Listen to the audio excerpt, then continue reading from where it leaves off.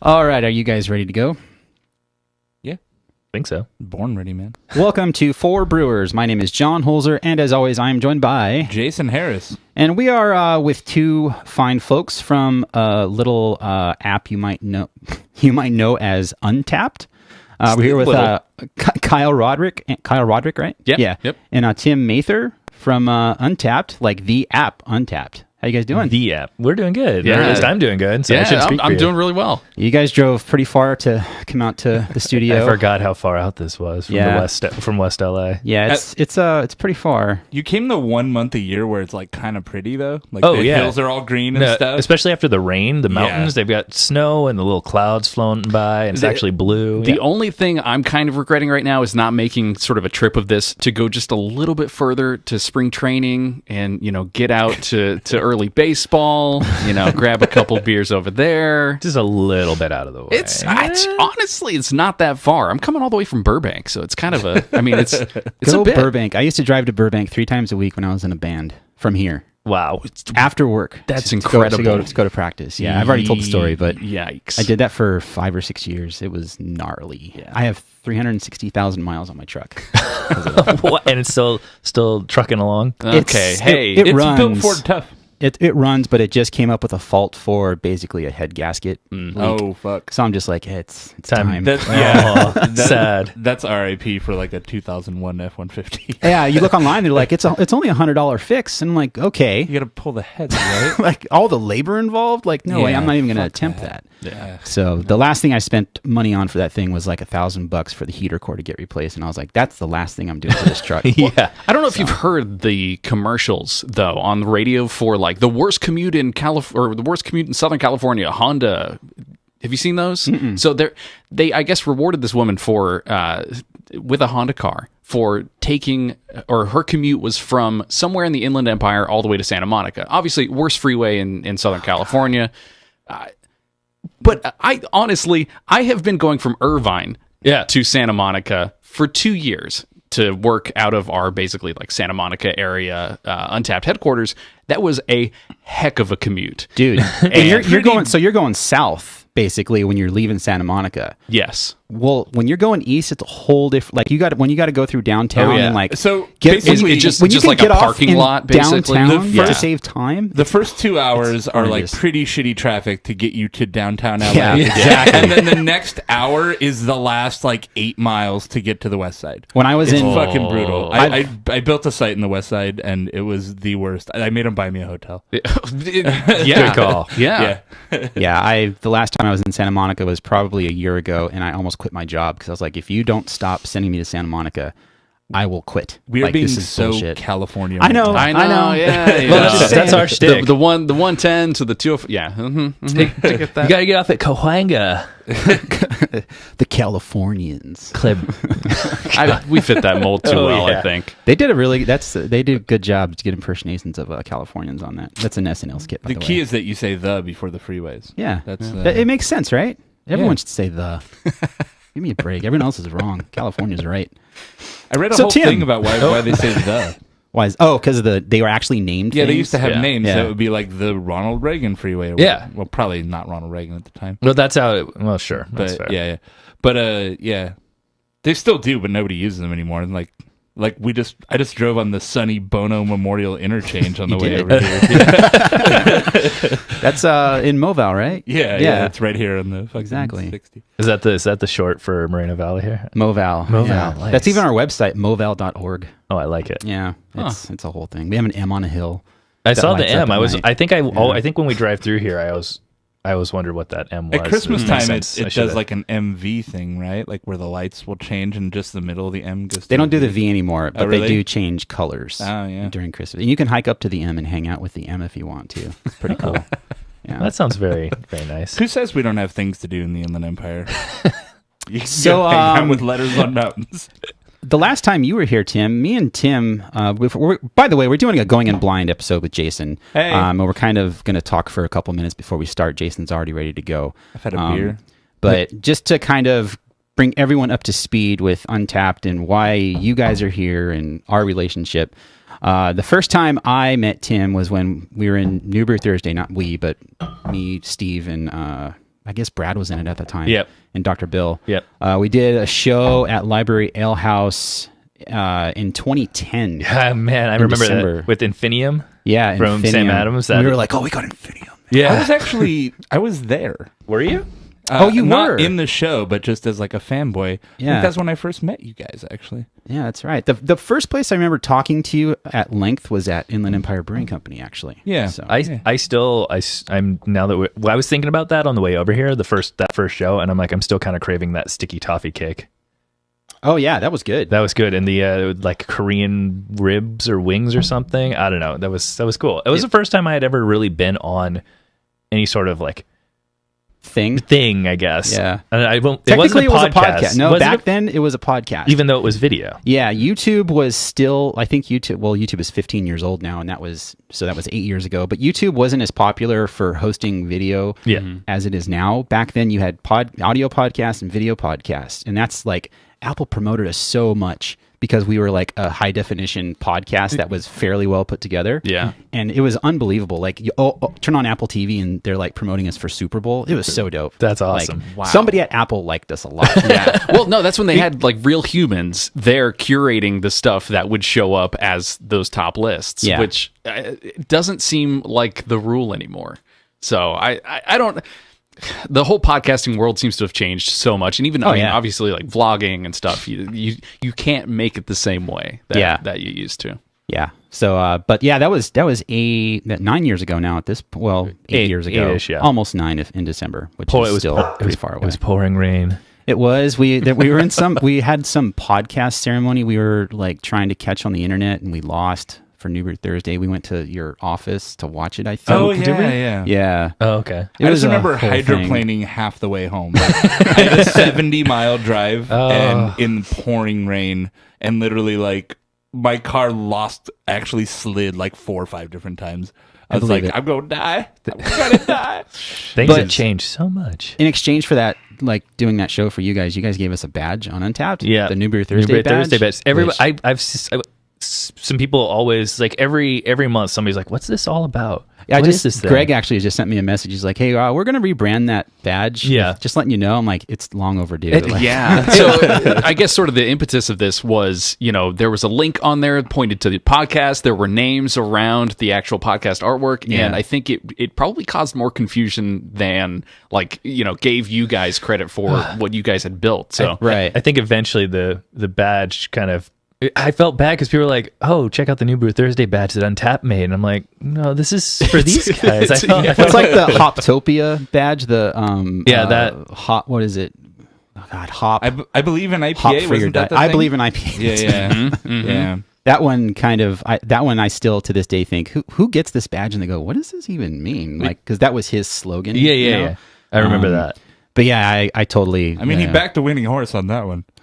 IPA, yep, it was a fucking rocket. Yeah, he called it. So it's always cool seeing that badge pop up too, like on someone's Facebook feed because they push their check-ins or whatever badges to their social networks, and I'll like it. And every once in a while, people are like, "Wait, are you the guy?" I'm like, "It's me." That's right. That's awesome.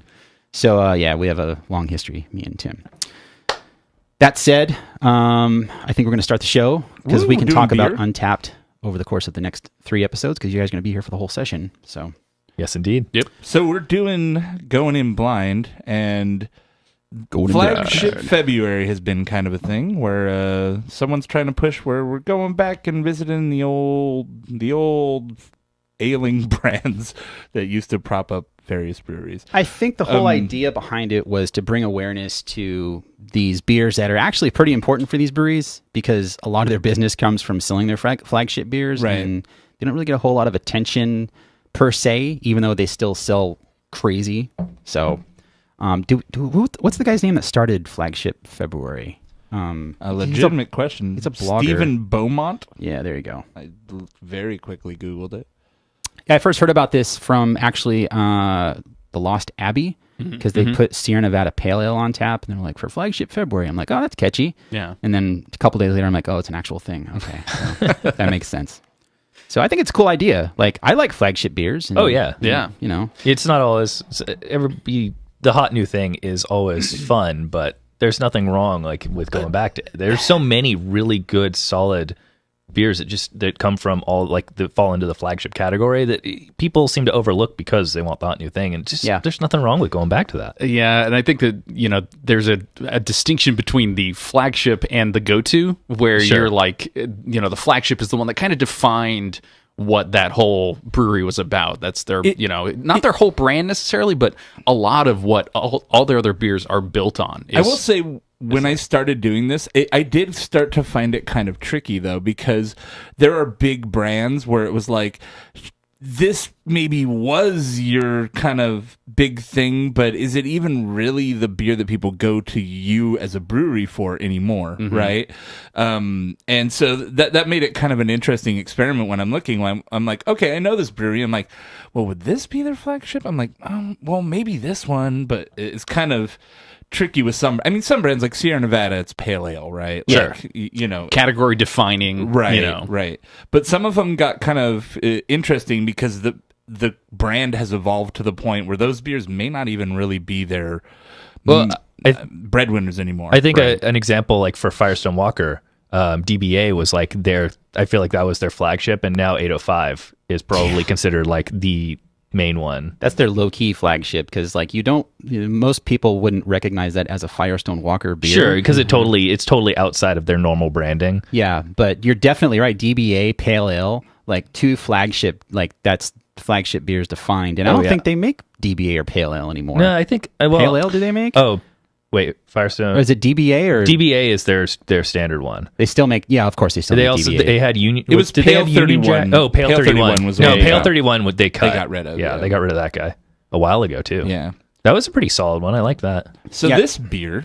Yeah, how do we do this? Let's talk about it in audio. What are we looking at here, guys? Pale straw, like a golden, like a lightly golden color, crystal clear. Yeah, so it's probably from a big macro-ish brewery in terms of craft breweries. I shouldn't say macro, a very large craft brewery. Yeah, you got to be careful with those terms. Yeah, no. It's got some nice floral notes on it. Yeah, it smells very clean, crisp. Like, I don't want to say Sierra Nevada Pale Ale right off the bat, but I mean, it's reminiscent of that. I wouldn't. I wouldn't recommend you saying Sierra Nevada. So how deep do you go usually with these blinds? You gonna name style, brand? So we kind of start off with like out in the wild, and then it's like, okay, let's narrow it, and we can kind of keep. We'll hint until we get to it. It feels very low hop character. Yeah, it's pretty. I want to say more like lagery. I get a lingering bitterness though with some pine. It's got floral notes on the nose, but more pine on the taste. Yeah, I would agree with that. Mm-hmm. It's not a big hop character, but it's more than like a regular lager. Yeah, I would sure. say like a pale lager almost, or like a IPL. Yeah, but it's not. It's not in the varietals that you get out of like a noble hop. I don't think is what's in here. Yeah, I think color wise too. This is not what I would expect from an IPL or any sort of lager. I feel like that'd be a little more straw, maybe a little more. This is a pretty. I'll give you a first hint. This one has been around for a while. This is a beer that's been around for like well over a decade. I'm pretty sure. Comes off with a pretty ample mouthfeel. It's a little on the sweet side for me. Definitely lower on bitterness. I think Sierra Nevada Pale Ale. Not that I'm saying that this is what it is, but that would be way more. It's more aggressive, like on the bitterness, and this is not that. Pale Ale would be darker too. I think it's a little bit more caramel colored, where this is like a golden straw color, to use your terms, which are better than what I had. Kyle stepping up his game. I am in no way a beer tasting or beer describing connoisseur. Dude, I'm pretty bad at it too. Just fake it. Yeah, bring in your game. I mean, what I need is just like a sheet of words in front of me, a beer tasting wheel, maybe to just kind of like point through there. Pull up the tags in the app and just pick a few. Exactly, crushable. I think last session Greg said something smelled like tomato leaves, and it was just like, "Fuck you, dude! Come on." Learned that at your goddamn wine school, Greg. Like, I mean, I can kind of understand that if you recently smelled tomato leaves, but I can't remember the last time I've ever been near a tomato leaf. Yeah. Don't think, or a well, tomato. they're vines, right? So like what? Yeah. Well, like, I guess the leafy parts of the Smell different? vines or Oh my whatever. gosh. So to, Yeah. Wow. so to put this into let's give a theme to this whole flagship February show. This beer, having tried it, would you buy? Would this be like a fridge mainstay? I would buy this. Yeah, it could be. It'd just be like an easy, like in between all the double and triple hazy IPAs. Grab one of these to cleanse. I don't know. It's not really like a blonde ale. No, it's got a little more. I guess sure. It's not really necessarily a palate cleanser, but it's pretty low. It's pretty like neutral and kind of middle of the road with everything. It feels like it's one of those like you're used to macro beer. Well, here's like the flavorful alternative. Sure. Right. Okay. Like it seems like that's kind of its position. But I don't think anyone's gonna guess it based off the flavor. I think everyone in this room has had it. I think it's a very common beer. It's a little bit interesting and tricky, and let's just go ahead and expose and see why. Spoil me. Okay. Is it from California? Whoa. Oh, How about I that? just had this beer. It's been ages since. And I So- was going to say it comes off more like an amber than anything else. Brooklyn Lager for people who are listening. Which this is an amber lager, right? I think they just do they even really categorize it? I think they. Just believe kinda it says said it on the label. Brooklyn Lager. from what I remember. So this beer just got distro here, Right. like within the last couple weeks. But it's been a pretty much a mainstay for everywhere else in the country for a really long time. I remember going to their tap room one time when I was in New York, obviously in Brooklyn. It was pretty cool. I liked Yeah. it. It was the first time I'd ever been to a place that was like big open picnic benches, like bring all your friends. Like you'd go in there and there'd just be like people would take up entire rows of tables with like the 10-foot long sub, and everybody's just hanging out playing board games. Yeah. And the taps at the end. That was the first time I'd been to a place like that, which it was really cool. Granted, it was also snowing, so it was pretty packed. But When was this? oh gosh, Years ago? I assume? 2011. Okay, so that's a pretty long. Yeah, I was going to say, because now yeah. you just described like pretty much 80% of all the tasting rooms. Exactly. Well, and that's exactly it. But I mean, at the time, I was one of the first. One of the first breweries that I had gone to at the time, and it was just really cool to see. Yeah. I've only seen it from the outside, and it looks really cool. Would you say the bubbles in it were chunky and uneven, or were they all like uniform?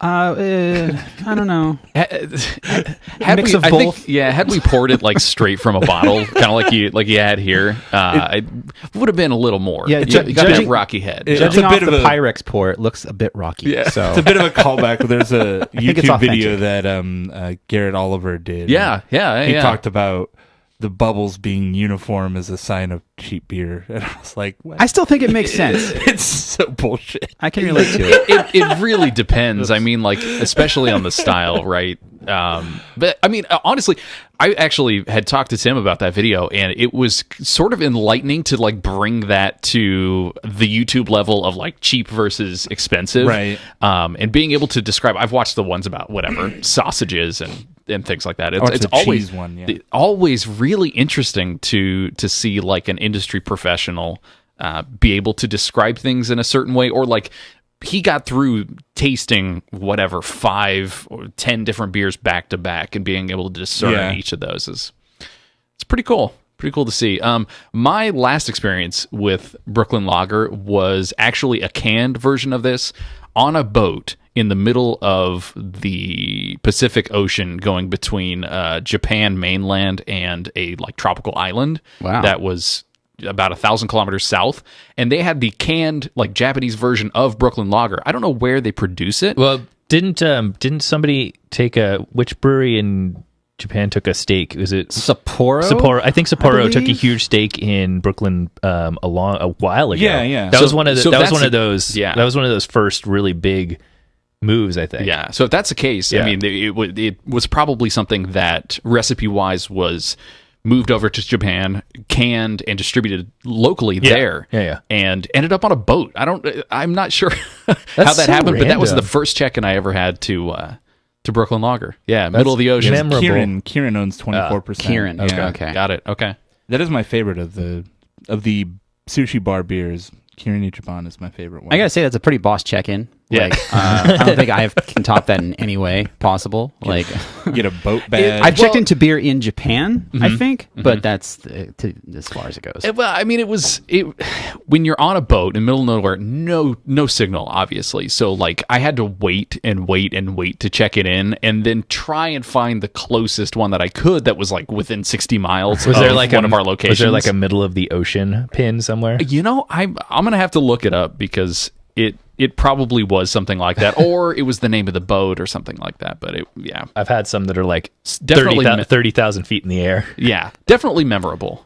Have I had a beer? I have had a beer on a plane, but have I checked in? I'd have to look. Because I remember when that badge first came out, that's when we were still doing New Brew Thursday, and we were actually on planes going places.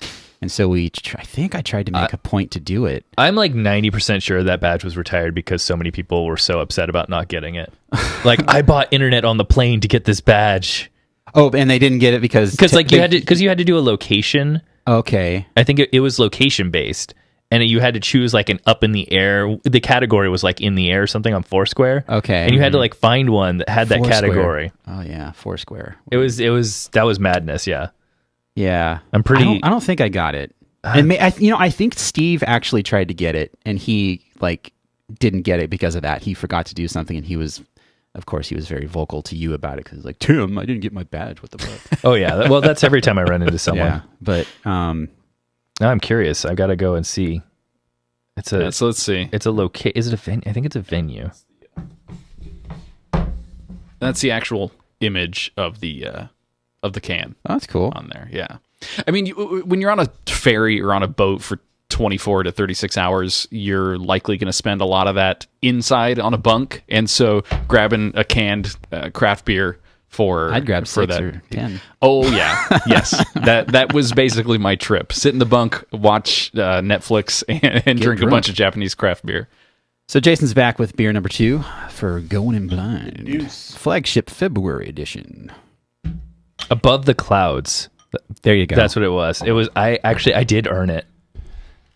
Did you really, or did you kind of, No, I did. Although I've distinctly uttered to myself, I'm not going to pay for plane Wi-Fi for this shit. yeah, I don't blame you. But it is retired, so it's no longer available. Yep. I remember being like, should I? I'm like, fuck that. I'm not paying the Wi-Fi fee for this. Well, that's until Untapped works in conjunction with the folks at Alaskan or Southwest to be like, Wi-Fi, you can check in. Well, if you it's can a get plane. you can get free iMessage, why not get free check-ins? Untapped? Yeah. Well, considering where you're at now, where you're significantly more popular and more well known, that actually might be a thing you could do. No? Well, there was the that whole craft beer flight that we had mentioned on one of our episodes. The complete clickbait BrewDog Airlines. Absolutely, yeah. As a part of theirs, trying to get folks to come out to Ohio or something. They're like going that. to their new hotel, the beer hotel. Right. I mean, maybe it's got to be a lot of brand synergy to make that work. Did they actually build the beer hotel? Yeah, it's a thing. Stone was like talking about one for a while. Yeah, and they're supposed to still try to do it on that land, like across from the brewery or something. But no, I mean, they've been saying that off and on. I mean, I for love 10 that years. idea, right? Like, I've done beer tourism, and I would love to stay at a hotel where they're like, "We'll deliver a growler to your it's room." not deliver growlers. There's taps in your room. That's even I'm 90% doper. sure the shower just spits out cheap beer. Well, they were going to have beer bath tubs or something, Of course. but gross. regulations stop them from doing that. Well, Like, there are beer spas in Japan. We've talked about that Yeah. too. Wouldn't That is it like true. absorb? Like, I feel like that would be like super butt chugging, right? Like, open up. Just relax. Oh, Let it flow. but yes, Come one with the beer. it was the article was like, after a while, it's a part of you. oh gosh, it was like BrewDog starts its own beer based airline, but really they were just chartering flights from London to Ohio with a keg with or a keg or two. two. Yeah. That sounds like BrewDog. Yeah. I mean, they do most of their stuff just to get people to talk about. They're them. good at it. Yeah. No, I'm not saying they. I pretty much already start rolling my eyes when I see BrewDog. I'm like, oh god, what now? I still like BrewDog. I've known James for a long time. Like, they and fucked a moose with a beer bottle, and it's I'm like, well, those crazy kids are at it again. I'm still kind of a fanboy of BrewDog. The funny thing is, though, we still can't buy their beer in Southern California. Oh, really? They pulled out of here a long time Oh, ago. did they? Yeah, well, they did distribute here when they were still just Scotland only. Yeah. And then it got pulled because everything was like 4 months old by the time it got Yeah, that here. makes sense. But now they have a brewery in America, and we still don't see at least Punk IPA, which back when That was like I they do chose remember go-to. that. Yeah. that was a great beer back 10 years ago or whatever it was. But I want to buy Brewdog beer. I can't. I still remember the first time, like the first highest ABV beer I had, I think was their Tokyo. Oh yeah, I think I- it's like a 16%. Yeah, pretty up there. gosh, that's a memorable one. I was like at home doing something, and I just opened it because I was like, I didn't read anything and I didn't know much. This was early on, so I'm like, oh, I'm gonna have this cool looking bottle. I like had half of it, and then I was like, why do I feel so gone right now? good, man. That was the night we decided to go try and find the Sprinkles ATM. Oh my god. Yeah, you had fun. Oh yeah. All right, so beer number 2. What do we got here? It Smells looks slightly darker than the first beer, so I'd say it's more pale ale or amber. It's like a kind of a caramelly color, but it's very clear. I don't know if it's me, but I'm not getting nearly any aroma off of this. I smell pennies a little. There's like a little. I was gonna say mint. Like there's a weird, like almost sweet mint thing going on. Yep, exactly. I get that with definitely like a huge like malt undertone. There's a hint of like a toffee note to the nose, but you gotta really hunt for it. Yeah, it's got a tad floral to it also. It's very similar to the first beer, I'd say. It's not punching you in the face with any kind of hops or anything. This that's for one sure. is a beer. If I would guess, everybody in this room has had this beer, and nobody in this room has had this beer in 5 years. It seems familiar for some reason. Wow. It does. Okay. I'm not going to guess it, but it seems familiar. Yeah, I mean, almost very little, if no bitterness. I'm not getting a whole lot of sweetness though. Like the taste is I don't know. I'm getting lighter. I'm It's a getting little bit of. It's a little sweet. Like it's almost like somebody like infused some Werther's Originals into like a bunch of water. Yeah, I could see that. Yeah, but just like Yeah. like they really needed to calm it down because the Werther's were too sweet on their own. So they're like, all right, let's knock it back a few pegs. There's no metal in the beer, by the way. There's no. You did the No metal pennies? test. I just did the metal test, and Yeah. it's not metal. I was like, are you know what the getting metal ready for test is? getting ready for a date later? No, you put beer on your skin, Yeah. and the oils in your skin interact with it, and if there's any kind of metallic ions in there, you'll smell metal. Yeah, it's a cool Wow. trick. That's neat. Yeah, we learned it in the off flavors course. So basically, like you won't smell metal when it's Okay. in there, but when it interacts with your skin, then is when the metallic flavor and scent come out. So you could actually just trick it, and you can smell metal once it touches your skin. That's Yeah. really interesting. Yeah. That We do it with every beer now, just because it's like I Just wonder for if it has fun. metal. No, damn. brings a It's whole actually a new good thing. meaning to the taking a bath in that beer, right? You just get kind of like all that metallic smell, just kind of all over your Bring it in. bod. Yeah. Just wafting in it. I think this is coming off a little thin and sweet. The sweet is, I'm getting a lot of sweet from it. I feel Yeah, like it's made to be crushable in Yeah, air it quotes, is. but drinking a bunch of it, that it's gonna become cloying really fast. I feel God, like this is so difficult to think of like all of the flagships from all of the craft breweries. Like, Brooklyn I didn't even think about, so I'm not even going to try. Now Yeah. I feel like any Yep. guess that I make is going to be completely Yeah, wrong. style guesses maybe. I mean, I mean, amber or something. I'd say red ale, red trolley. Sure. Oh, No, it's a better beer than this. Yeah, okay. I was going to say. I think red trolley's a little hoppier too. It comes off like a red ale, definitely, or a very sweet pale, like an East Coast pale ale or something. You know what I mean? I know, so I'm kind of biased. It's So- I think it's milder than either of those styles, but Is it the- California brewery? no. Okay. what? Where's it? Can we get a region? Yeah, let's get Would that be the Southwest? The I don't Southwest? fucking know. That's I'm where just we- gonna where tell we you are. guys No, like an I'm Arizona calling beer. Where's it from? Like the Okay, give us a location. state. Give us a state. Texas. Texas. I don't know any. I was like, what region is that technically? It's not the It's South, right? Southwest. And we've had this beer, but we probably haven't had it for 5 years. That's what you from said. Texas. Yeah. What's the last time I had it? I mean, other than like It's not big, Lone big craft ones. It's not Lone Star. No. No, Lone Star is way I'm different kidding. than this. I know. We've done Texas. Lone Star on the show. It's one of my favorites. I'm trying to think of beers that I've had from Texas. You guys are gonna be like, oh, I'm gonna please. cheat. Yeah, I gotta know because I think I agree with Tim and John. It's just it's pretty I don't know. bland. Yeah, And the smell isn't really appetizing. The flavors, it almost feels slimy. there's not enough to grasp onto. So I keep drinking and drinking and drinking and trying to like get something out of it, and nothing is happening. But it's not in that like when you drink like a light lager, it's like there's like kind of a crisp, refreshing note to it. Even That's though what the I was flavor looking is for. light, and this Yeah. doesn't have that. It, No. it Okay. hangs out on your palate. And So sucks. I did a Google search for Texas breweries, and the biggest one that stands out is St. Arnold. No, Damn. That's the only one that looked familiar to me in you're this not list. thinking with your dipstick, John. It's Texas. Oh wow! Oh, God. I've never had this beer. Yeah, neither Really? have I. No. Really? Yeah. Shiner Bar. I didn't even know they were from Texas. Yeah, that Wow. I could tell you, but Well, look at me. They refer to it as a traditional single bock. Okay, so I could see the red ale angle on it. Mm-hmm. I mean, it's kind of a red ale-y kind of thing. Smooth, light, malty, dark, sweet. So That's what we said. It's smooth, light, malty, dark, and sweet. yep, Like myself. And forgettable. deep amber color. Yeah. oh wow! I had now I feel stupid. I had this in December. Huh. I had it in Wow. December at this place, this Tex-Mex place in Highland Park called Homestate. Well, are you checking your untapped check-ins, Tim? Yep. Wow. I rated this at 2.5. The last two times I had this, I rated it at 2.5 in Untapped. I'm logged in as 4 And one of them was brewers. at a Chili's. Let's see. Shiner Bach. Didn't they? What did they? Did they have something over the holidays, like a special thing, like Christmas Bach or something? I can't remember. I think so, they yeah. do. They've been Okay. doing stuff like that. I had this at a Chili's in San Antonio.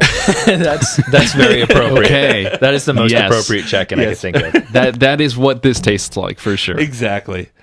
It's on par with the food, too. All right, and getting the next beer. Yeah, that's the thing with some of these beers, and we recently had a question about what is one beer that you've wanted to try that Ooh, you haven't what that is you haven't yours? tried before. What is yours? Because we need to see. I don't know. Because you've already tried the one that we did. Yeah, It's that's stupid true. to even think about that. We were quite basic with it. I don't have. That's like asking me what my favorite thing is. Your favorite It's just thing? something. Yeah, like Yvonne's always like, "What's your favorite this?" I'm like, "I don't have a favorite this." Like, I just don't. I like a lot of things. A beer that I want to try that I've never had.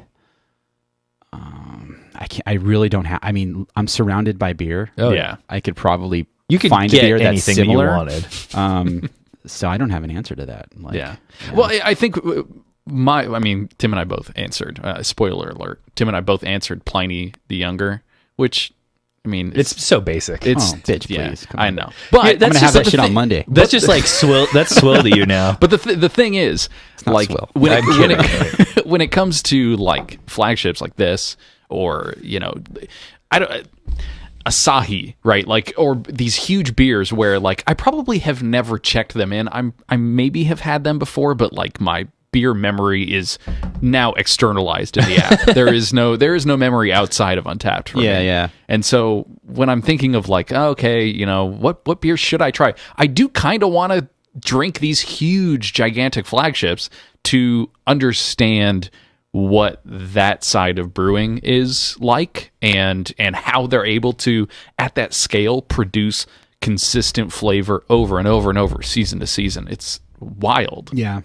But again, it's like the opposite of that spectrum is Younger, and my just probably pure I don't know, like lust is probably a better term for it, where like I don't know what it's like, I just kind of want to try it. The cool thing about Younger is it kind of changes every year. They change the hops and stuff. They don't make it consistently the same every year. Right. And I think the year before last, people were like, "Man, it's all right. It's a little boozy and yeah, it's okay." And then last year it was pretty good, and then this year's I don't know. The cool thing with this year though is that they made twice as much. Yeah, because they have the Windsor Brewery. So Yep.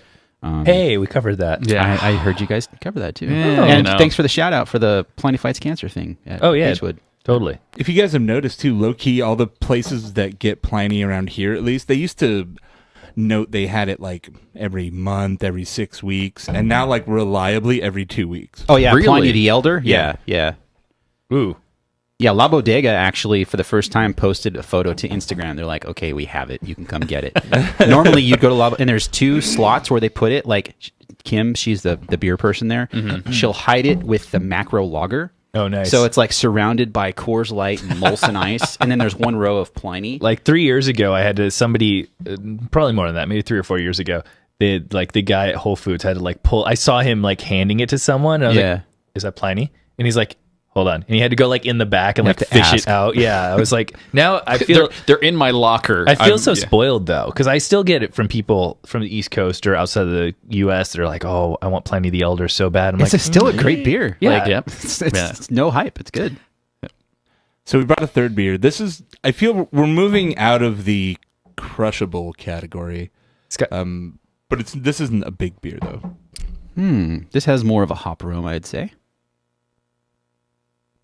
It does look kind of similar in color to the last beer, actually. it's a little lighter, I think. Yeah, it's This is going back, like a orange. dark golden. yeah, going back to that Brooklyn lager look.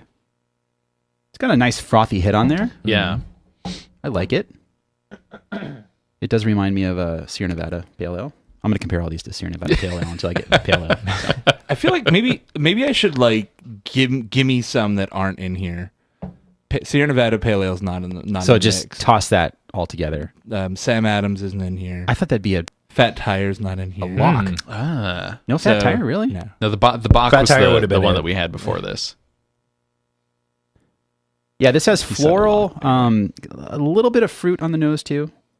It's got more of a bite, a Yeah. little more aggressive. The malt character on the nose is way less than the Bach we had before.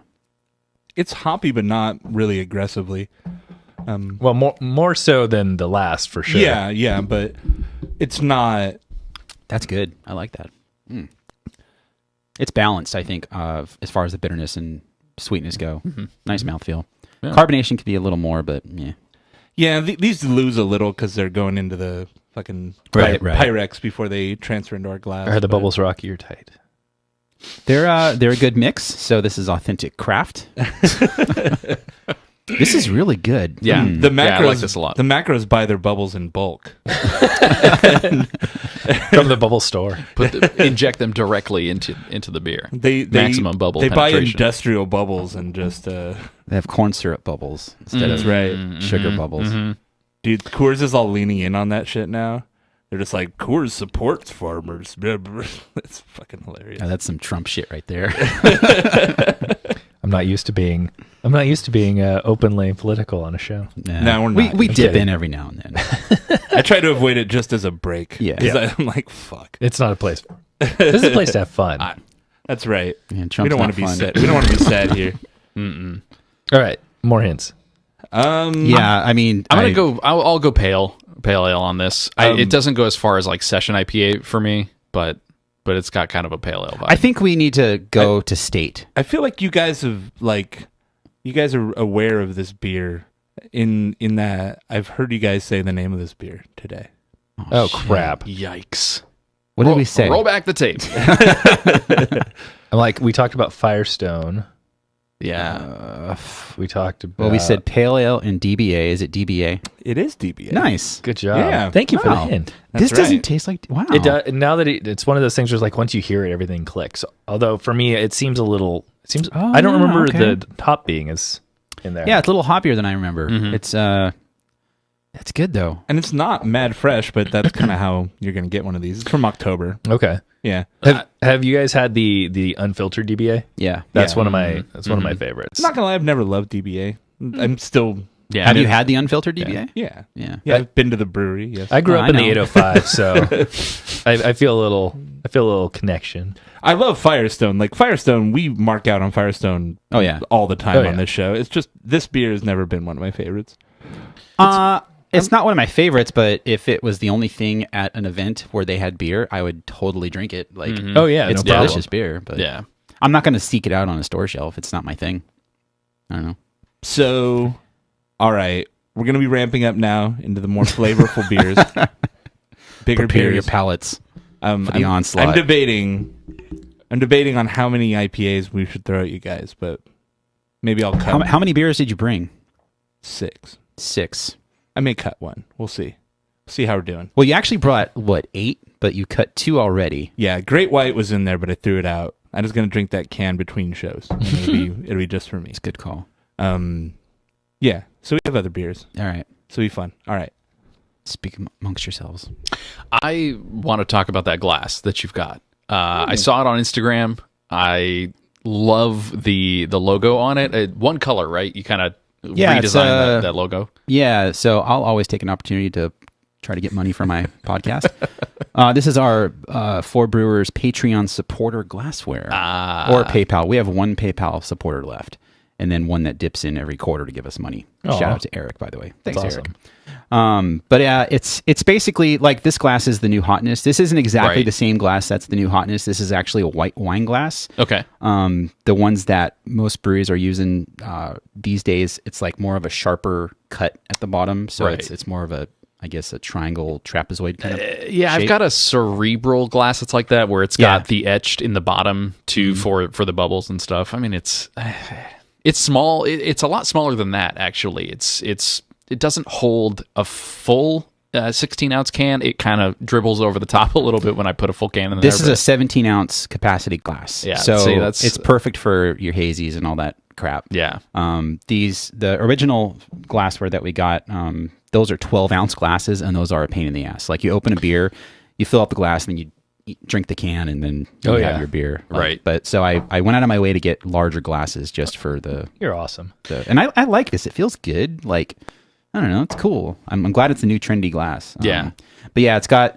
One side is Pineapple Brett, which was actually drawn by this artist, Lynn Peralta.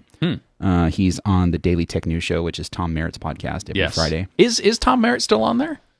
Oh, dude, they make like $25,000 a month on Patreon. Oh my gosh! Yeah, it's a whole thing. Okay, Tom Merritt's. It's been such a long time since I've listened to that. I used to. I mean, just getting into podcasting and getting into like doing a show every single day, watching Tom Merritt's sort of like morning routine videos on YouTube were a huge inspiration of just like, I wake up super early. We get into this like Excel spreadsheet and everybody's contributing, and then we get into it. The way Tom Merritt runs his production, like that no one sees, is my dream for a podcast. Yeah. Where everyone's logged into the same thing. They're following this whole thing. And I've tried it with you guys. Yeah, you hear Jason, that? You hear that? It's we have a loose structure, but it's not ever going to be like that. But he's like, I love Tom Merritt. He's been on New Brew Thursday too. He's a great guy, and he actually lives in LA now. So, but yeah, his Patreon's wildly successful.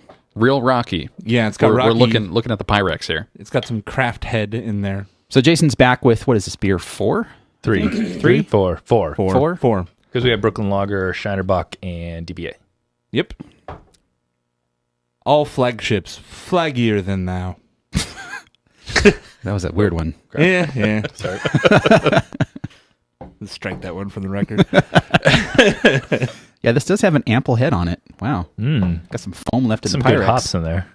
I will say this is not ideal freshness-wise. It's not in like the don't buy it range, but it's in the like older than I'd prefer. That smells spicy.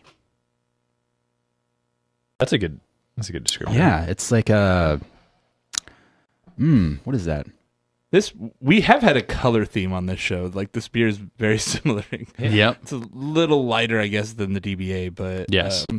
This has a West Coast hop vibe to me. Like, is that spicy thing. It's a little aggressive, kind of sharp on the hops.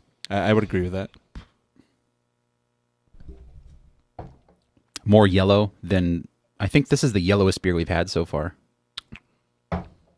And that's good. Yeah. I dig that. Like, It's got a good hop character. It's got a bitter finish, but not one of those like linger on your palate bitter finishes. It cleans up pretty well. And this is from October. Okay. So Really? yeah. Oh, wow. It was brewed in October. This is not bad for being... Well, it's not that old, I guess. Yeah. It's 4 months. 4 months, Yeah. That's on the old side. I mean, so I kind of was like, well, I'd prefer fresher, but I'm like, this is also a flagship. I mean, it's not going to spoil that this is an IPA, right? This is a flagship beer IPA. Those aren't going to be selling with 2 weeks, 2 weeks from when they're brewed, right? Oh, yeah. Yeah. This is kind of typical of how you're going to get it. So I was like, well, You're being realistic. yeah. Because I think hyper local breweries like Stone Brewing Company, you can still get like month-old IPA. Like they're pretty much on their game. So this would tell me it's probably not local to Southern California. Or it could be Sierra Nevada. They warehouse age all their shit. That's true, yeah. But they're not local to Southern California. you already told us it's not. So. Oh, shit. Well, he Yeah, said no. it's not pale ale, right? that's true. Or just No, Sierra Nevada. No, it's not Sierra Nevada. I would probably go also not like Southern California, West Coast. It does still have a very like maybe Northern California flavor. On the end of like Lagunitas, maybe. It's or, not dry enough, I think, to be like a San Diego, Southern California. No, I IPA. agree. I agree. The hop profile is a little bit too sharp to be a Sierra Nevada beer. I think their whole hop philosophy kind of gives their hop profiles kind of a gentler thing. Is this 60-minute? No. If I remember with last time we did that beer, it was way maltier. Like It's probably darker too. Yeah, Sweeter. That was a bad call. Yeah, but it's flagship, it is. and I think the hops in 60-minute would be similar to this, with the spice character and like that aggressive, like sharp prickliness on the I feel nose. like that's how you remember it, but then actually you drink it now, and it's like this is not very hoppy at all. Yeah, Because if we did it on the show, and I remember it just being bland as fuck. and the bottled on date being October also matches up with Now, so Dogfish. Kyle Wells in the chat room posting the Bottle Logic sort of like glass you were describing. Exactly. That's a good look. Oh, yeah. I love that. Yeah, ours is similar. It's just it's a little. It's got a fat bottom. You know. Oh yeah. Yeah. They make the rock and roll. Go around, so. Well, it's not going to tilt. Our when you glass set is it down. just like stumble kind of over. it's like a teku without the stem. Pretty Basically, much. it's a white wine glass without the stem. It's too Right. round. It's too round to be the TQ, Yeah, I guess that's true. which I have none of, but is also one of my favorite glasses. And we always just are look like, so we cool. should get Tikus for like the Patreon glasses. And They're so you see they're expensive and they're gonna $7 break, yeah. each. It's like it's not going to happen. They just look so cool. I love the shape. So flagship IPA, a Okay. little maltier than West Coast. Okay. Good hop profile. Yes. Yep. Would this be in your fridge? Would you keep this one in your fridge? It could be. I don't think I would. It's too pronounced for me in terms of like a crushable, always available beer or 6-pack even. I definitely would, but like IPA is pretty much what I drink. So Got it. Yeah. It's my go-to. What do you think, John? I like it. Yeah, especially for being, from October. It's pretty good. If it held up this good over that length of time, fresh, it should be better, right? So yeah, I'd stock it up. I think it's real. Honestly, like I wouldn't guess this is an old IPA based on drinking it. No. Like so- as far as like oxidation goes and stuff like that, like I don't get it at all. No. I mean, maybe the hop aromas and flavor have degraded or, kind of muddled over time, but it doesn't taste bad. All right, so big reveal, drum roll. Here we go. Hey, I should have known that. I just had. Oh, hating myself. I literally had highlight last week in Florida. Oh, nice. In Florida. I've had the beer, but I couldn't pick it out. Definitely. We had to get one in there for Matt in the chat. So Yeah, Matt actually brews High at Oscar Blues. Okay. That's his beer. Got it. because the Dale's Pale Ale I found was like really old. So I was like, nah, we're not doing this. We're not going to do a Dale's Pale Ale from fucking June. Yeah, I mean that's good. I had it when I would hope that the can that I had in Florida was a little fresher. Granted, if it's brewed, it's still East Coast. But yeah, when I had it, it was solid. It actually had. I feel like it had more of a bite the one that I had. This didn't It seem. may have, yeah. This didn't seem as aggressive to me. I don't know. Maybe I'm missing out, but I haven't seen many Cigar Cities distributed locally, at least in Orange County, that area, in cans. I have seen it on draft, which seems less likely, but it's I don't know if I've actually had a can of High Life. Plentiful down here. Really? Like, yeah, Okay. the two bottle shops that we go to, La Bodega in Riverside and then Gerard's in Redlands, they've got all of the basics from Cigar City. So Got it. Which is cool to see because that was one of those beers that you could not get. It was like, Yeah. oh my God, this is a get. I got High Life. This is so Yeah. awesome. Yeah. It's on 6 Points, another one that just came around. That was really cool to see. Oh, And I we bought have a one new- 6-pack and that's it. It's Matt Barker. That's who that is. I think one that has surprised me in this area is, and I don't know if this would be considered a flagship or not, but it's, I think, growing to that level. But Boom Sauce out here by Lord Hobo Yeah. has really, I think, taken over a lot of the tap lists in They Southern picked up California. distribution pretty heavily. I am not a fan of that beer. Really? I Okay. did not like it. It came off like really like green and like vegetal, like which is it was not. And like a lot of those hazies, and I know that's not like a really deep hazy IPA, but it had like the back of the throat chemical burn thing I get. Like we call it the hop burn. Yeah. And it just, I had one can and I was like, nah, the hype is not real. Yeah, I think I'm not dismissing it altogether, but right, I just yeah. didn't like it. I the think first I'm time I most had it. keen on, they've got, I think they probably call it like a New England wheat beer, but the Angelica. Yep. That is probably my favorite. It comes in 12-ounce cans, so a lot more drinkable. And I think that could be a much more flagship-worthy beer for them. Distribute that at a baseball park or whatever. Something that is way easier to drink and has more broad appeal, I think, Yeah, That's a good one. than like a near double IPA. Like that's But just still, doesn't- though, I think Boom Sauce is, I would consider that a flagship because that's the only, like, Yeah. that's the first beer I knew about from Lord Hobo. Yeah, Right. same. So, Yeah. I mean, and they put it in 4-packs and it comes out to SoCal, so it's worthy of flagship status. Yeah. So. I think first time I saw it was in Denver, and I picked it up just because it was Boom Sauce. Yeah, I would too. Like it's got a lot of hype behind the name, so, and it's a great name for a beer too. So Jason's back with beer number 5, I'm back. El Cinco, or yeah, El Cinco. That's right. Cinco. The 5. So this has no head in the Pyrex glass, which is It didn't really. I kinda did try to disappointing. more gently pour but- it. So yeah, when, yeah. So that when it looks good. tried to Yeah. save a little bit of the head for you guys. No, no. Thanks for weird. saving some head for me. Saving all the best head for Judd. Hey-o. Pow, pow, pow. All right, so this comes off a little more malty to me. This has like kind of a This looks. light cake batter malt. I would say aroma it's to the it. lightest. We're of all the getting beers. lighter, yeah. I would say so. Yeah. This is. I would just say yellow. Like a dark yellow, but Well, and you said you were ramping up the flavors here and more of the distinct, distinct at least flavors from before, right? Okay. We're out of the like. the malt zone. I'm gonna drink 6 of these. Yeah. It's kind of got a sweet floral aroma to me. I'm getting a little bit of sweetness off of that. I get a little bit of grass, like fresh cut weeds kind of thing, a little bit, which is Some lawn work in there, a little bit of lawn A little bit clippings. of little Yeah. lawnmower exhaust. Yeah, Definitely has exhaust. a little bit of that piney. Like I would guess there's a good helping of sea hops in here. I don't actually know offhand what hops are in here. Oh yeah, this tastes way more like traditional. Not maybe it's an IPA, but more pale ale status, I think, Oh, the bitterness creeps in at the end. and it lingers. Yeah, exactly. It's not bad. It's good beer. I like it. It's I think what we're learning from Flagship February is that a lot of these flagships are unidentifiable because they're so like middle of the road. Same, kinda- samey. Yeah, you know.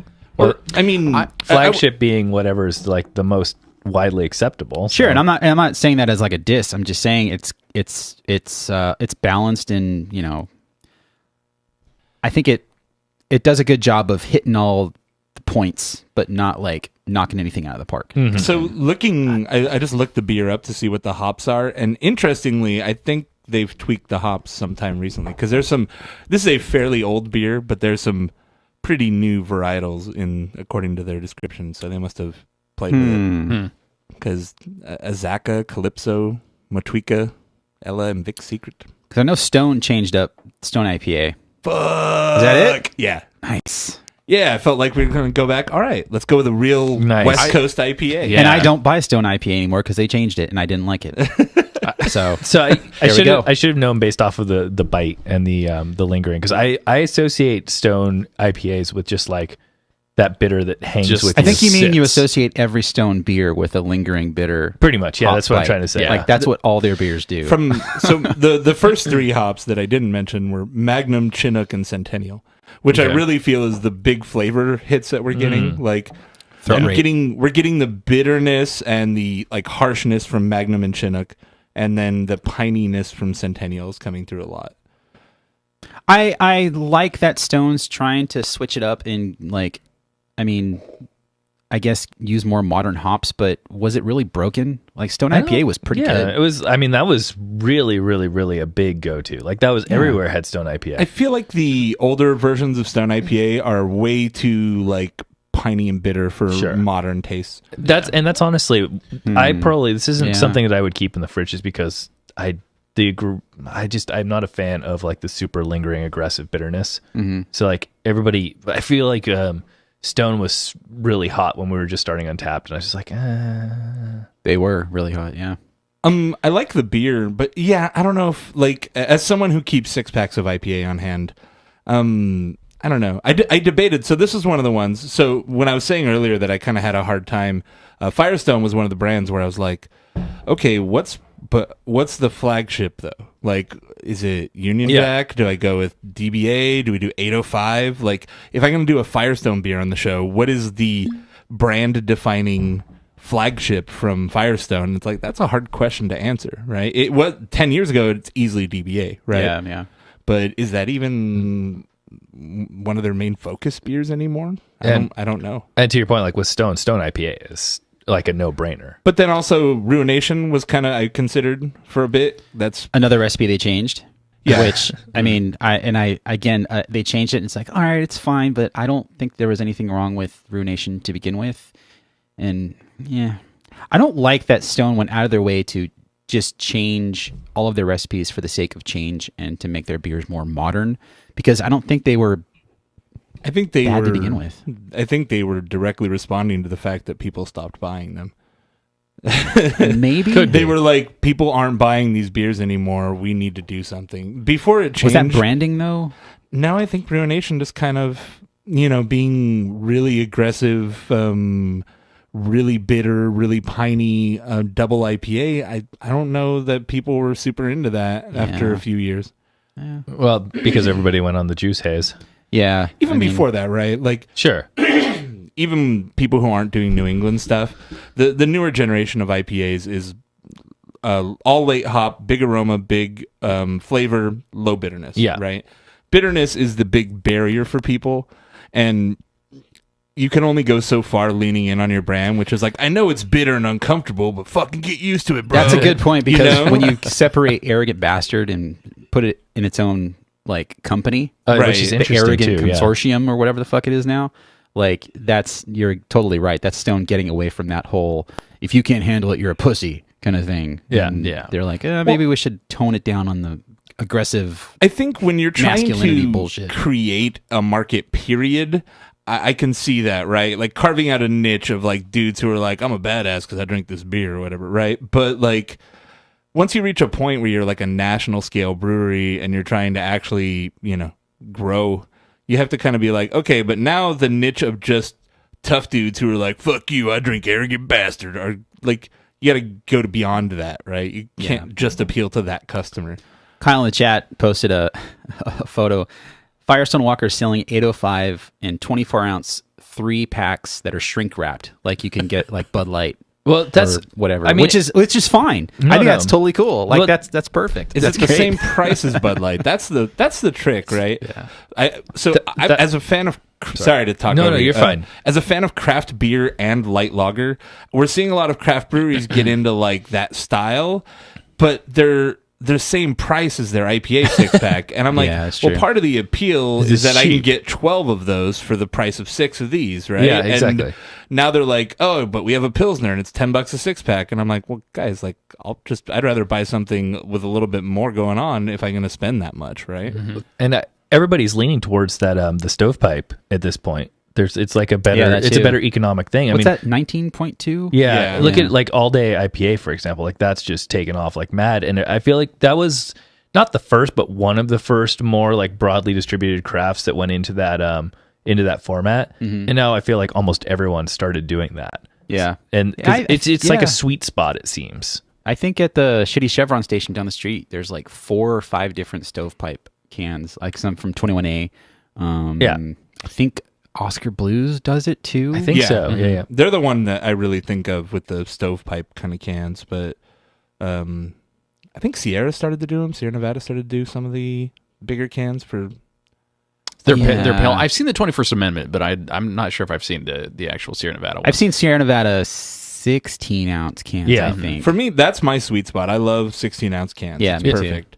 Honestly, I like 12-ounce cans. I mean, Same, I think yeah. the extra 4 ounces is like, I'll drink that. But I want like 12 ounces and then just like enough head on there to make it feel like all the bubbles, not all the bubbles, most of the bubbles are out of solution. I'm not going to, get the burps straight after. Right.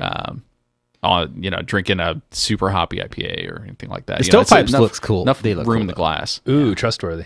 Now, see, one of the San Diego breweries, I think that early days, Mission, you remember the 32-ounce big cans that they had the pirate thing on it. Yes. Oh, yeah. Huge cans. And those were early days for me in terms of like... It's a crowler now. What was that one Yes. from Wyoming or whatever that had those big fucking cans? Cold Spring? Is that the brewery? I have no idea. Really, I remember, like, especially in the older days, like brands that you'd see around, and you'd just see these big 32-ounce fuck off cans from.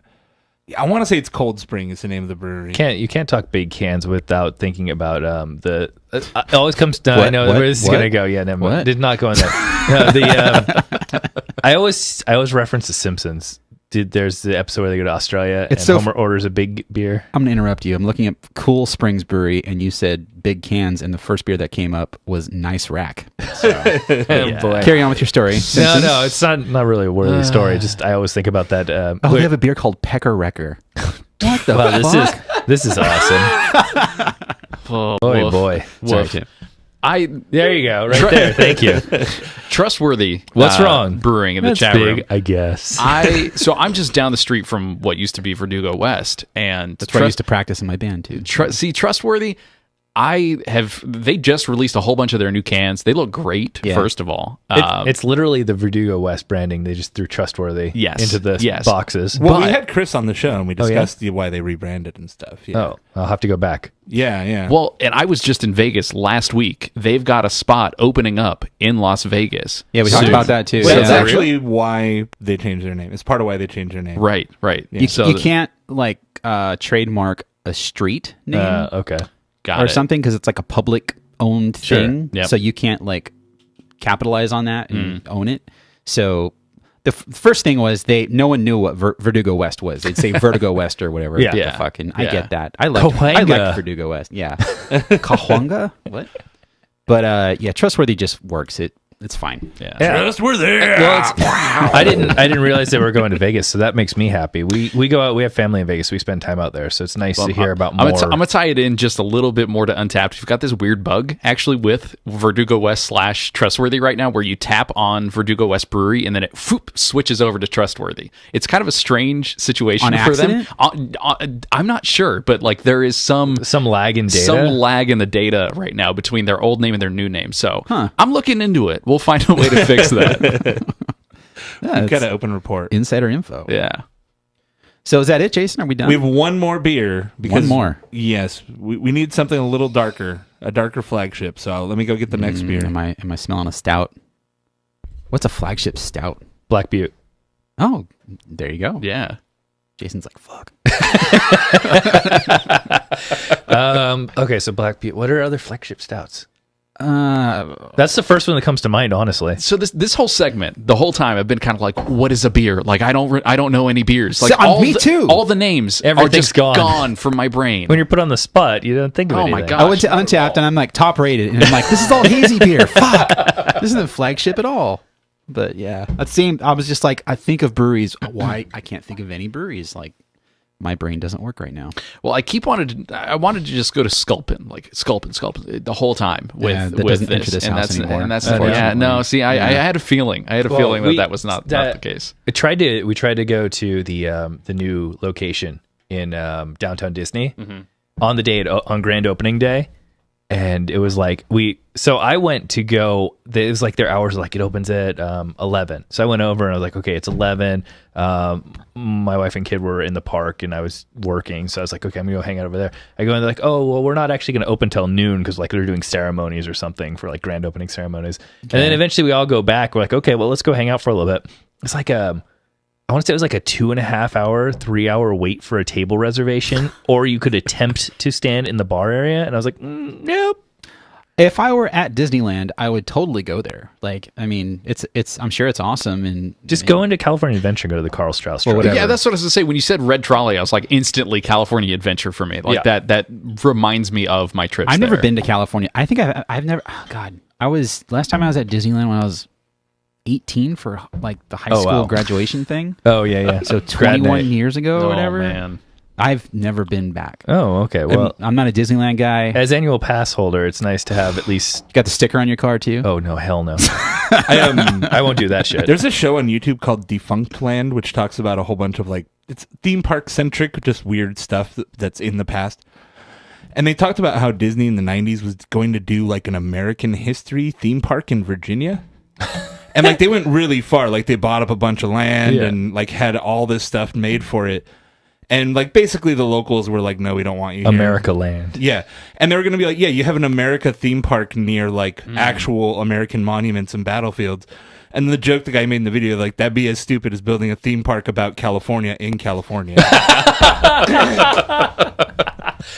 Turns out. And they actually recycled a bunch of the concepts. Like, so a lot of the rides they were going to have and stuff, Amazing. It was like, Lewis and Clark's River Ride is now like the whatever. Wolf Creek. Yeah. Thankfully, in the past few years, they pulled back from the California theme, and it's gone more like they're axing Bug's Life, and they're building all Marvel.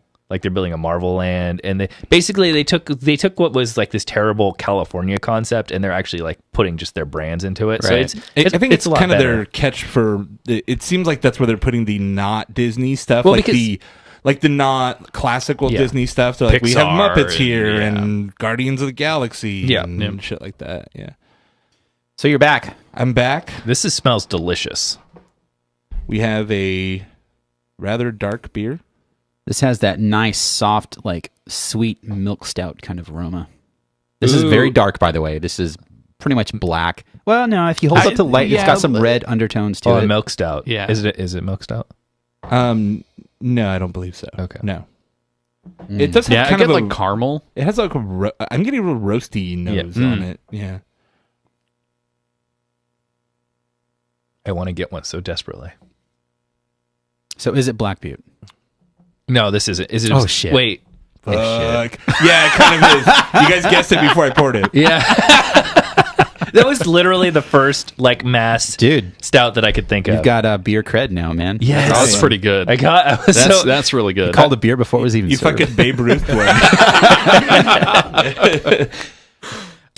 If I had to think of a brewery that I know that has a flagship like porter or stout or something, that is literally the first thing I could think of. No, you're right. Kind of debated between this and Mirror Pond. Okay, but I was like, I'm leaning real heavy on hoppy beers already, so I kind of tried to mix it up. yeah, well, I appreciate that. Yeah, because Black Butte's one like I would this would be a flagship thing that I would keep. Granted, it's I great have like 4 years of the anniversary still that I gotta. to be honest, I haven't had this beer in a long time. Yeah. And revisiting it, I like it more than I remember liking it. It's got a nice.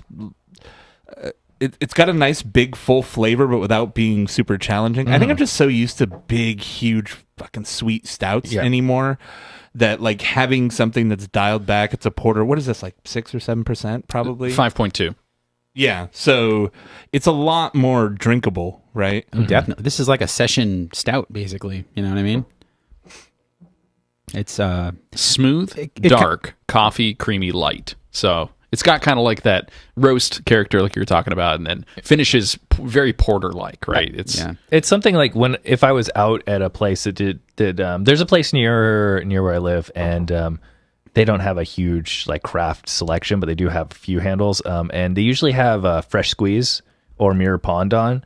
And like if I were to have Mirror Pond or Fresh Squeezed, and I remember one night being like, okay, well, I've had some hops, now I kind of want to like something a little more roasty. And I remember going for Black Butte because they had that as well, and it was just I remember. It's that. nice to be able to open a stout too and not be like inundated with alcohol and like 8 or 9% stout. It's like I can still get like the whole stout vibe, but it's only 5%. You know, that's really cool. The last time I checked into this beer, hold that thought.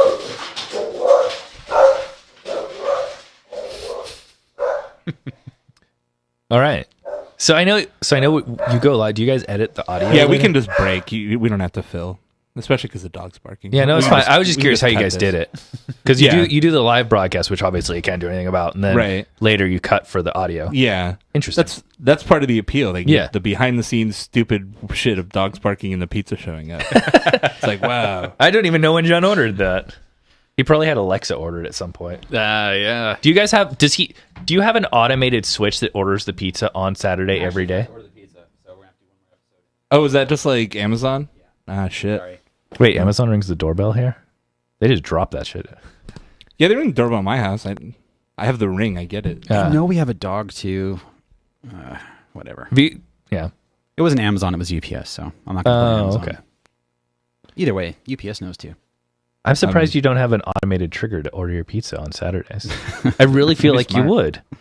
Literally, like at noon or at 11:30 on Saturday, order this. If this, then that. Yeah. Just It's if it up. because our days are pretty rando. It's not like it's always the third Saturday of the month. It's kind of whenever we can get it. Yeah, this morning How do you not have just a button, a pizza button? Okay, Domino's Tim, I'll has a work pizza on button. it. Jesus, You got all the other cool stuff. you're the coder here. No. I don't know what you do. I'm Who's not the a coder? Kyle? No, gosh. That's Greg. Who? Greg's Yeah. the coder. Okay, Yeah. Greg. What do you do? Me? Yeah. Well, do we really? I'm ready for the question. Yeah, go ahead. Do we really want to get into it? What do you really do at Untapped? Do you want the what I did do or what I do now? Ooh, foreshadowing. So, Jason. Last time I had this beer was 2011. Wow. Yeah. Oh shoot! Now I got to look it up. Yeah. Never had it. Never checked in for me. What? But I have been out to Deschutes before. Yeah, they and have that such a was- cool spot. Well, that's the thing. It's like Bend is for amazing. me. Deschutes was stoic for the longest time, just because give me I want all the Belgian quads, whatever is like sweet, heavy, just very spicy and flavorful. That was for sure my entrance into more craft beer, especially ones that are West Coast. I will say, as someone who loves IPA, I spent a few days in Bend a couple years ago, and Fresh Squeezed is the beer that like I keep wanting to love. Oh, and everybody loves it. Like, Yeah. and I'm like, I got to be missing something, and I keep trying it, and I'm like, no, there's something like maybe something's changed, and then I keep trying it, and I'm just like, God damn it, I just don't like this beer. And then I went to Deschutes in Bend, and I'm like, I'm gonna get a Fresh Squeeze. This is the peak Fresh Squeeze. Yeah, serious. And I was like, I still don't like it. I'm just gonna give up on this. Oh, Last time I had the beer was 2012. 2013 for me, and this was that moment I was telling you, like at the bar down the road from where I live, which is really funny. Nice. Niche in the chat threw out that John Harris, no relation, although that'd be cool, who's now at Ecliptic in Portland, made this recipe when he was at Deschutes. Ecliptic, one of the coolest breweries in Portland. It's a solid beer. I like it. It's like great. they have a Burger Tuesday that we went to all the time when I was up there. Nice. They have a special burger every Tuesday and a beer for $15, and it's like some crazy cool custom burger. Yum. And it rules. So, what have we learned from this flagship February blind tasting? Some of them are good. Some of them aren't. I would probably agree with that. Yeah. For me, it's that, especially in the IPA side, they're not going for distinct flavors. They're going for a mishmash of something that resembles bitterness, and just kind of trying to like evoke the idea of pale ale, IPA, and those flavors without actually giving you something distinct. I think what they're trying to do is get you in the door, and then like, oh, go try their Enjoy By, or go try one of their. It's got to have distinct mass market ones. appeal, right? I would say it has more of a distinct hop presence, like the Stone IPA and the High Light definitely have more of a hop presence than like the new hazy style stuff, which we've talked about a long time. We call it the hop smear that those beers get, where no matter what varietals they put in them, the hops just kind of taste like vaguely hoppiness. Right. They don't really like. It's like, oh, it's all Citra. Oh, cool. This one's made with all Galaxy. It tastes just like the can't Citra tell, one. yeah. Like they all taste the same. Pineapple. Everything's pineapple and mango, and I just Oh god, blasted. I feel this basically what this has taught me is that I need to revisit flagships more because I if I go get something, it's a single can or it's something that I'm getting off Tavor because of FOMO, and I feel like all this is just slamming back home that like it's not about that all the time. I just got a Sierra Nevada mixed 12-pack. I think that was, what was it? December it came out. Different IPAs. There was like the Ruthless Rye was in there, had Sierra Nevada Pale Ale, some experimental hoppy beer. But the cool thing about flagship, or breweries that are big enough to have flagship beers, I should say, that go out to mass market distribution, is you can depend on those beers to probably be solid beers. Yeah. You might not like their recipe or what they did with the the beer itself, but it's not like you're going to get beers with off flavors or that are, they've got the process down, fucked up kind of thing. And Right. so it's like you're at Target, you're like, I kind of want some beer, but you're not going to buy Monkish at Target. Like you're gonna see. I Wouldn't mean, that if be it the was day? there though, that'd be dope. But it's cool. Like you see these breweries that they're tried and true, and it's like I know I'm going to get when I buy this, so I'm just going to take it and have enjoy the beer. The biggest challenge on those when it comes to quality is that they tend to be old. Well, and a lot more breweries are putting package dates on there. Right. Yeah. And that 12-pack had a package date on it. And I went out of my way to look for it because I wouldn't have bought it otherwise. Because Sierra Nevada, it's a gamble if there's no date on it because it's probably going to be old. So 2 months off its package date, it's pretty solid for Sierra Nevada. Yeah. I mean, that's almost as fresh as you're going to get Sierra Nevada, really. Yeah, exactly. Like we always joke because they've done a lot of stuff that's very time sensitive, and it's like, all right, we're getting this the day it fucking hits stores, and then it's like, this was made 6 weeks ago. What the shit? Like, Yeah. Got to get that distribution. yeah, All they're, set. they That's the said whole they're thing, warehouse aged. Yeah. Like when the Resilience IPA came out, it was like, okay, when are we going to get it? And I think it came out in December last year, and they said, yes, early February, SoCal distribution. And we're just like, oh my God. Well, that was give me a the break. thing. They brewed it halfway through December, I believe it was, and then No, I think it was packaged December. they brewed it on the day that all of the brewers came together in Chico. Okay. And I can't remember exactly. I think that was like December 17th, maybe, or maybe it wasn't November. I'm trying to remember exactly because I had It may have been November because I remember seeing them package the beer and they're like, and it was like slated for SoCal. Well, I heard that it was basically going to hit SoCal like mid-January was when we were told. Okay, wow. The fact is, Sorry. it didn't get here as late as I thought it would. Yeah. Which it was like 3 weeks old. Sure. And it was like, this is awesome. Yeah. Perfect. Which was really, I mean, and But Resilience was really it's good too. Pretty uncommon. Yeah, it was a great beer. Did you try any of the other brewery I had versions? Chapman Crafted's from Orange, and it was good, really good. And I think that's it. So I had at least 3 or 4, and what I wish I would have done is what would have been cool is to have tried multiple variants from That was what breweries. I wanted to like get all of but them yeah. and do like a YouTube video, but then I realized like they could interpret the beer, so there was like hazy versions of Resilience, and we didn't even have it here. Yeah. And so it's just like, fuck that. I don't want to drink a hazy Resilience. It like the malt, like it for me, the difference was like maybe one had a little more bitterness, one had a little more malt. Like it was very subtle differences. Well, I can see subtle differences, and it's going to vary from brewery to brewery. But when you're just flat out, we're going to add oats and some people London did that. 3. It's like okay, Yeah. I was talking to a brewer in Las Vegas this past weekend about that, and they were like, they heard that some folks were kind of changing up the recipe, but they did their best to try and stick as close as possible to that original recipe. Obviously, sourcing things like hops and barley and stuff locally, and then the water from whatever their system is going to impact that so much. So it was definitely different, but I couldn't, like you're saying, unless I had them back to back, I wouldn't be able to distinguish. well, that would be the no fun way. part of doing like 10 in a row. Yeah. Like, Yeah. you could see those subtle differences, but there was no way that the stars would align to get Sierra Nevadas and then all of those other ones fresh to do one for sure. sitting And of a tasting. So. as much as like the freshness and stuff has been ragged on, I got to give props to Sierra Nevada for that whole. Oh yeah, they got Resilience it out thing. pretty quick. Yeah, Just for the whole concept behind it and helping everybody out. I feel like we leaned into that pretty hard, and I feel like the need to just give them We're still getting tagged. a So. thumbs up on that. Yeah, it was a cool campaign, and it was a really good beer. So, them having that power to to do something like that is really awesome. Like, and it was for a good cause. So, Tim and Kyle, thanks for hanging out for your first episode. Oh yeah, How was it? We're all aboard the flagship, and now it's time for us to disembark. Yeah, it was fun. I honestly haven't done. I think this might be like the second ever blind tasting I've ever done, and it was really fun. Yeah, I'm sorry for being so stern with my tasting notes. You know, he's making boat references. The fun ones are it's a boat pun. Sorry. Oh shit! Yeah, no.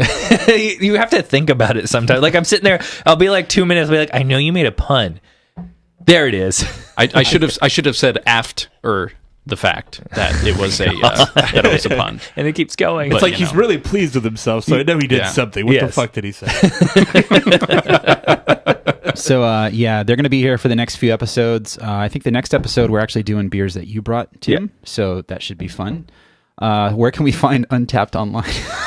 Where can you? That's a good question. I don't know. Everywhere. iOS App Store. Untapped.com, iOS, Android, Twitter, Instagram, Facebook is just Untapped. And you guys do a podcast for Untapped, Drinking Socially? Yes, the Drinking Socially podcast, which is at podcast.untapped.com. Yeah. Which is fun. You just did. I think this was your 50th episode. Yes, and so it's wild to be like, hey, we're in your show now. Yeah, it's like, and I appreciate you like coming on and helping us out with your. I missed last week. Segment. Sorry about that. It was a bad week, and I do a homebrew segment on their podcast, by the way, every other week, and I was supposed to be on for the 50th, but I just. Don't ask me about last week. It puts to shame, I think, both my commentary and I won't rag on your commentary. My commentary in particular. It's nice actually having an expert voice on the podcast that knows what they're talking about. Oh, you guys! It's good. There's a couple things here and there that I'll text him like actually. Yeah, John he'll hit me up like we do need sort of like the well actually channel maybe on. I remember the first time I heard Tim say Reinheitsgebot. And it was just, you slaughtered it. You're like, Reinheitsgebot or whatever. I forgot how I guarantee you that was take 50. Because unlike this, like, that was back when Kyle was editing. And I would literally just be like, okay, I'm going to give you 10. Pick the best one. Oh, that just sounds like a nightmare. That was how we do the outros on Cheap Beer Corner. We would just start riffing them. I'm like, all right, fucking pick one. It's bad. I mean, I will admit, unlike, like... Our show is very, very, very produced. So doing this like off the cuff sort of like fun hangout show is totally different for me at least. Yeah, what you do sounds like work. And honestly, since I started writing scripts for my homebrew segment, because you can clearly tell I script it now and I write it. It's an actual Don't tell me, why are you ruining the magic? You want to hear the outtakes? Like, oh my God. It takes me like 45 minutes to record a 3-minute segment just because like, how did I forget how to talk? John, we're not going to be able to have a second show. We're burning through everything. Oh crap. Anyway, so thanks for hanging out. We'll see you on the next show. Yep. If you want to find 4 Brewers online, we're at 4brewers.com. You can go to support the shit out of it to give us all of your money. Hit us up on Twitter at 4Brewers Show. On Instagram, we are at 4Brewers, and I think we're more active on the Instagram than we are on Twitter because Twitter's a shithole. If you want to watch our live streams on Twitch, we are at twitch.tv/4Brewers, and occasionally Greg and I will pop up playing video games. I think Greg is mostly playing Battlefield still. He just built another gaming PC, which is cool. You guys on that Apex Legends yet? I just jumped on that one. Yeah, it's fun. I dipped my toe and I was, I'm still terrible at Battle Royale, but I like that one better than the other two. Well, other 15. But yeah. You got to follow from me. So if you want to leave us a review on iTunes, that would be appreciated. 5 stars only. Thank you very much. And if you have something bad to say, hit us up at feedback@4brewers.com and brew the shit out of it. Brew it.